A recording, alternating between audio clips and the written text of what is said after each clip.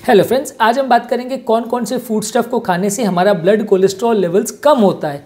हमने बीच में काफ़ी वीडियोस किए थे जिसमें हमने बात की थी कि कौन कौन से फूड स्टफ को खाने से कोलेस्ट्रॉल लेवल बढ़ता है।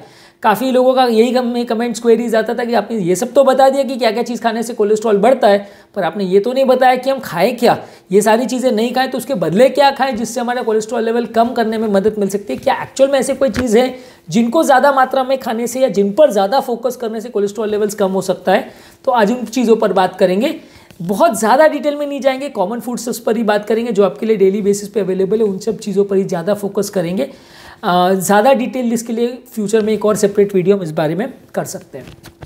आते आज का टॉपिक पर, कौन कौन से फूड स्टफ से कोलेस्ट्रॉल कम होता है। सबसे कॉमन और सबसे अच्छा है ओट्स।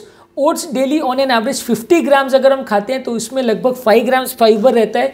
और इसमें आप इसको टेस्टी या हेल्दी बनाने के लिए इसमें कुछ थोड़ा अमाउंट में ड्राई फ्रूट्स, केला, सोया मिल्क, बेरीज या स्किम मिल्क को डाल सकते हैं। तो ये चीज़ें भी आपका कंपेरेटिवली कोलेस्ट्रॉल लेवल्स को कम करने में मदद मिलेगी। ओट्स जो है आजकल तो देखिए ओट्स के बहुत सारे वर्जन्स आने लगे हैं। डायरेक्टली आप ओट्स भी खा सकते हैं, उसमें रेडी टू कुक ओट्स रहते हैं तो वो कंपेरेटिवली आप डायरेक्ट भी खा सकते हैं। आपके लिए उतना पैलेट मतलब उतना ख़राब टेस्ट नहीं होगा, आपको पैलेटेबल लगेगा। पर अगर जो कन्वेंशनल फॉर्म्स ऑफ ओट्स लेते हैं या जो मिल्क ओट्स लेते हैं वो कंपेरेटिवली उतने टेस्टी नहीं होते, तो उसमें आप ड्राई फ्रूट्स को, नट्स को, बेरीज़ को, फ्रूट्स के को कट करके थोड़े थोड़े पीसेस में डाल सकते हैं, मिल्क डाल सकते हैं, तो इससे आपका कंपेरेटिवली टेस्ट थोड़ा बेटर होगा। बहुत ज़्यादा फ्रूट्स को बहुत डालिए, ऐसा नहीं करिए कि इतना नोट्स और इतना ज़्यादा ड्राई फ्रूट हो गया या इतना ओट्स हुआ और इतना फ्रूट्स हो गया, वैसा मत करिए। पर लेकिन ओट्स में अगर आप ये सब चीज़ों को गार्निशिंग के लिए यूज़ करते हैं तो आपका टेस्ट थोड़ा बेटर होगा। नेक्स्ट है होल ग्रेन फूड्स, यानी कि होल व्हीट का ब्रेड लेते हैं या ब्राउन राइस लेते हैं या होल व्हीट का आप कोई भी पास्ता वगैरह लेते हैं तो इसमें कंपेरेटिवली आपका फाइबर कंटेंट ज़्यादा होता है। ऑन एन एवरेज ये रिकमेंडेड है कि ज़्यादातर लोगों को दिन भर में लगभग 30 ग्राम्स फाइबर लेना चाहिए। पर बहुत सारे कंट्रीज़ में, खासकर वेस्टर्न कंट्रीज़ में, उनका कंपेरेटिवली फाइबर कंटेंट दिन भर में 15-17 ग्राम से भी कम आता है। हमारे इंडियन डाइट में खासकर जो लोग वेजिटेरियन डाइट लेते हैं उनका फाइबर कंटेंट अच्छा रहता है, तो उनके लिए ये उतना ज़्यादा अच्छा वो नहीं है। लेकिन हाँ, अगर आप उसको भी फॉलो करें तो एडिशनल फाइबर कंटेंट आपका बढ़ेगा। जितना ज़्यादा फाइबर आप आपकी डाइट में लोगे उतना कंपेरेटिवली आपका कोलेस्ट्रॉल लेवल्स को कम करने में मदद मिलेगा।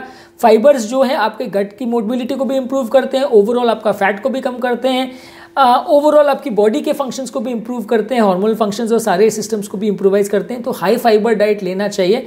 ज़्यादातर साग सब्जियों में, पल्सेस वगैरह में फाइबर कंटेंट थोड़ा ज़्यादा रहता है। नेक्स्ट इंपॉर्टेंट फूड स्टफ है पल्सेस यानी दालें।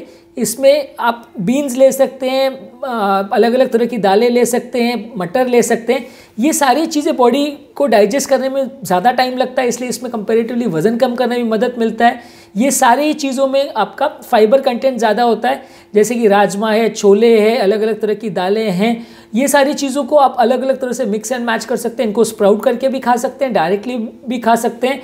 ये आपका बॉडी का प्रोटीन कंटेंट को भी बढ़ाता है, आपका बॉडी वेट को भी इम्प्रोवाइज करता है हेल्दी वे में। मतलब वज़न अगर बढ़ाना भी है तो बढ़ा सकते हैं और कम भी करना है तो कर सकते हैं, क्योंकि ये प्रोटीन्स को बढ़ाता है, फैट्स को कम करता है। तो एक हेल्दी तरीका है आपके बॉडी के मेटाबॉलिज्म को भी इम्प्रोवाइज करने का। तो दालों को ज़्यादा से ज़्यादा मात्रा में लेंगे तो ज़्यादा अच्छा है। अगर आप खाना भी प्रिपेयर कर रहे हैं हमारे इंडियन स्टाइल में भी, तो चावल और रोटी के बदले आप दालों पर ज़्यादा फोकस करें, सब्जी पर ज़्यादा फोकस करें तो ज़्यादा अच्छा है। नेक्स्ट इंपॉर्टेंट टिप है या फूड स्टफ है कि फल और सब्जियां ज़्यादा लें। ऑन एन एवरेज रिकमेंडेड है कि दिन भर में 5 अलग अलग तरह के आप फ्रूट्स लें।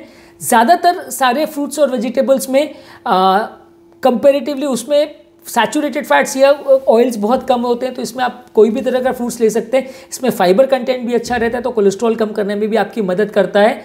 तो फ्रूट्स और वेजिटेबल्स आप ज़्यादा ले सकते हैं, पर बहुत ज़्यादा दिन भर में फ्रूट्स खाने को मैं नहीं रिकमेंड करूँगा, क्योंकि फिर भी उसमें कार्बोहाइड्रेट तो जाता ही है, तो वज़न तो आपका उतना कम करने में मदद नहीं करेगा।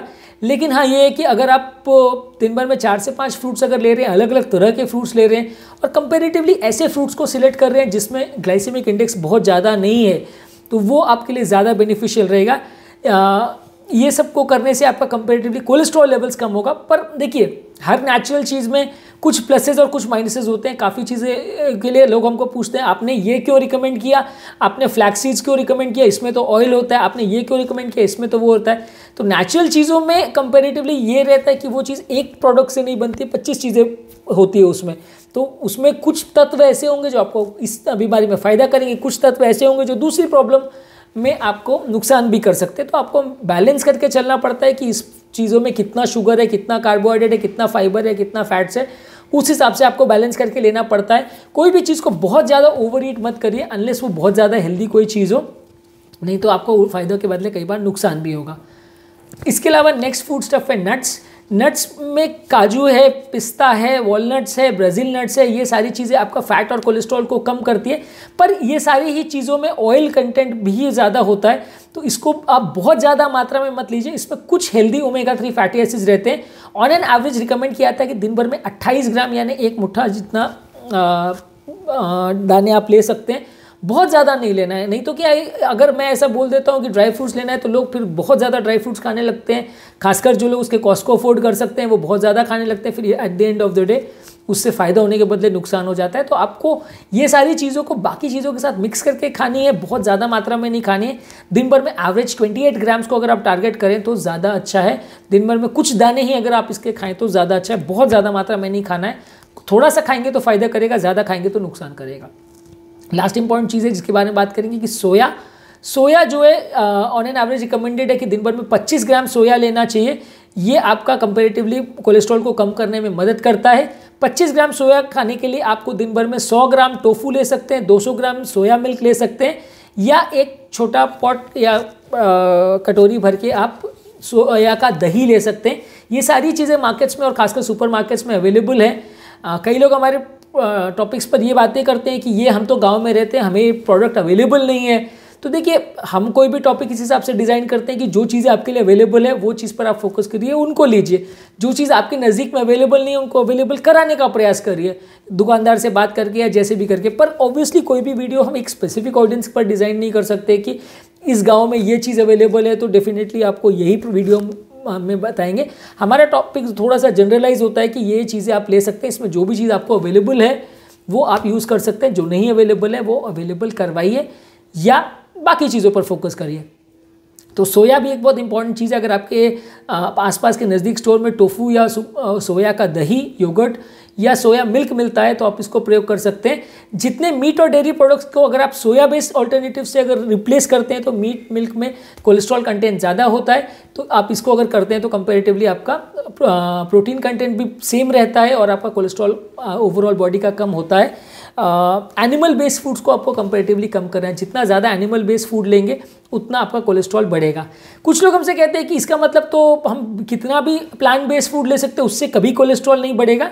देखिए, 80% कोलेस्ट्रॉल जो बॉडी में होता है या बनता है वो लिवर में बनता है और वो फ्री फैटी एसिड से बनता है। तो कोई भी आप कार्बोहाइड्रेट खा रहे हैं या कोई भी आप फैट खा रहे हैं या फैटी एसिड्स खा रहे हैं, चाहे वो प्लांट बेस्ड भी हो, उसमें डायरेक्टली कोलेस्ट्रॉल तो नहीं होगा पर बॉडी में जाके वो कोलेस्ट्रॉल बना सकता है। और बॉडी में जाके वो ऑयल जब स्टोर होते हैं और फ्री फैटी एसिड बनाते हैं तो लिवर अपने आप उनमें से कोलेस्ट्रॉल बना देगा। तो इसलिए ऐसा नहीं है कि आप प्लांट बेस्ड डाइट को कितना भी ज़्यादा खाएं तो आपका कोलेस्ट्रॉल कम ही होगा, ऐसा नहीं है। प्लांट बेस्ड ऑयल डाइट में भी अगर आप ज़्यादा ऑयली या जंक फूड ज़्यादा खाएंगे या ज़्यादा ऑयल कंटेनिंग प्रोडक्ट्स ज़्यादा लेंगे, ज़्यादा कार्बोहाइड्रेट्स अगर लेंगे तो वो भी आपको नुकसान ही करेगा, क्योंकि अंदर जाके वो फिर भी कोलेस्ट्रॉल बना सकता है। और आपका डाइट से डायरेक्टली जो कोलेस्ट्रॉल आप खाते हैं वो खाली आपके टोटल कोलेस्ट्रॉल लेवल्स को 15-20% ही इफेक्ट करता है। 80% जो बॉडी में कोलेस्ट्रॉल होता है वो लिवर में ही बनता है। इसीलिए आपको जो भी फूड प्रोडक्ट सिलेक्ट कर रहे हैं उसमें ऐसा नहीं है कि सिर्फ वेजिटेरियन चीज़ आपने खाई तो कोलेस्ट्रॉल कभी नहीं होगा, ऐसा नहीं है। आपको फ्री फैटी एसिड्स या कितना ऑयल या कितना कार्बोहाइड्रेट्स ले रहे सब चीज़ों का बैलेंस करना पड़ेगा, नहीं तो ओवरऑल कार्बोहाइड्रेट को भी अगर आप ज़्यादा लोगे तो भी आपका बॉडी में कोलेस्ट्रॉल बढ़ सकता है। आप अगर बहुत ज़्यादा ऑयल्स को लोगे, पहले वो प्लांट बेस्ड ऑयल्स भी है, तो भी कोलेस्ट्रॉल आपका बढ़ सकता है। तो आज के टॉपिक पर हमने कौन कौन से फूड स्टफ आपका ऑयल को कंटेंट को कम करने के लिए मदद करते हैं उस बारे में बात की। यदि इस टॉपिक को संबंधित आपके कोई कमेंट्स, क्वेरी, सजेशन है, कोई और टॉपिक्स पर आप चाहते हैं वीडियोस बनाएं या कोई पेशेंट रिलेटेड क्वेरीज है तो नीचे कमेंट सेक्शन में उनके बारे में बताइए, हम उन्हें कवर करने का प्रयास करेंगे। अंत में मैं डॉक्टर नवीन अग्रवाल तहे दिल से आपका शुक्रिया अदा करूँगा कि आपने इस टॉपिक को एंड तक देखा और डेफिनेटली आपको इससे कुछ सीखने को मिला होगा। जो लोग हमारे चैनल पे नए हैं उन्हें रिक्वेस्ट करूँगा कि चैनल को सब्सक्राइब करके हमें मोटिवेट और इंस्पायर करें, और डेफिनेटली इससे आपको हम जब भी कोई नया कंटेंट अपलोड करते हैं उसका नोटिफिकेशन मिल जाता है, तो आप उस कंटेंट को देख के उसका फ़ायदा ले सकते हैं। हमारे चैनल पे बहुत सारा कंटेंट प्लेलिस्ट में डिवाइडेड है, जैसे diabetes, hypertension, dyslipidemia, cholesterol, arrhythmia, palpitations, heart failure, बहुत सारे प्लेलिस्ट हैं। ये सारे प्लेलिस्ट में आपको जो बीमारी है या आपके रिलेटिव्स को जो बीमारी है उस पर आप जाके उनसे रिलेटेड वीडियोस को आप देख सकते हैं, तो आपको ज़्यादा रेलेवेंट और ज़्यादा फायदेमंद लगेगा।